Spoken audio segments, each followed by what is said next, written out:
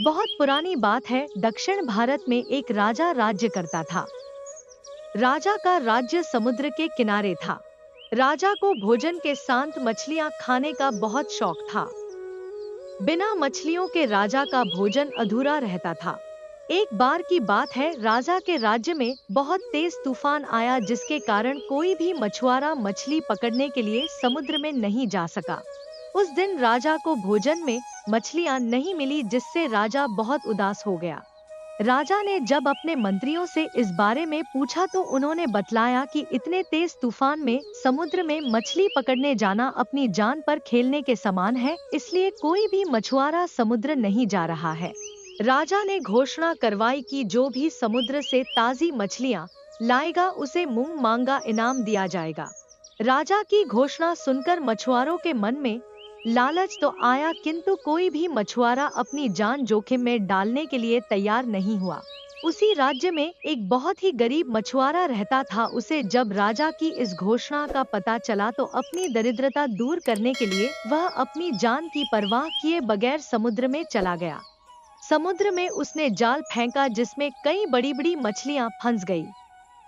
मछुआरा मछलियां लेकर राजा के महल पहुंच, किंतु राजा के सैनिकों ने उसे महल में नहीं घुसने दिया। राजा के एक खास मंत्री ने मछुआरे को ताजी मछलियों के साथ देखा तो मछुआरे को अपने साथ राजा के पास ले जाने के लिए तैयार हो गया।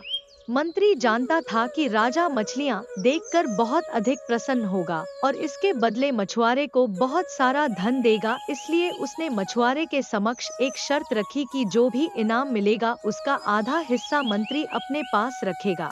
मछुआरा मंत्री की बात मान गया और मंत्री मछुआरे को लेकर राजा के पास पहुंचा।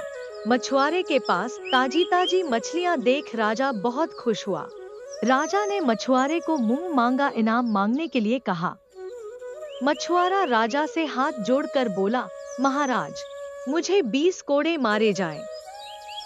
मछुआरे की बात सुनकर राजा को बड़ा आश्चर्य हुआ और उसने फिर से मछुआरे से कुछ मांगने के लिए कहा, किंतु मछुआरे ने फिर 20 कोड़े खाने का इनाम मांगा।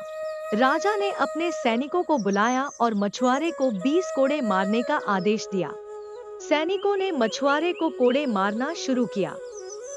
10 कोड़े खाने के बाद मछुआरा राजा से बोला, महाराज, मुझे आप जो भी इनाम देंगे उसका आधा हिस्सा मुझे मेरे हिस्सेदार को देना पड़ेगा, इसलिए बाकी के 10 कोड़े मेरे हिस्सेदारी को दे दिए जाएं।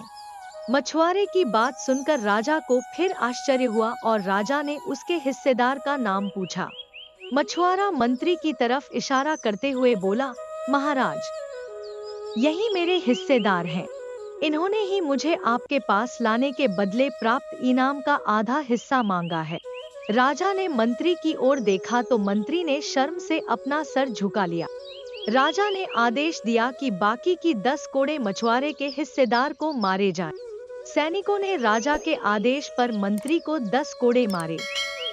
राजा ने मंत्री को उसके लालच के कारण अपने मंत्री पद से हटकर राज्य से बाहर कर दिया और मछुआरे को बहुत सारा इनाम देकर विदा किया।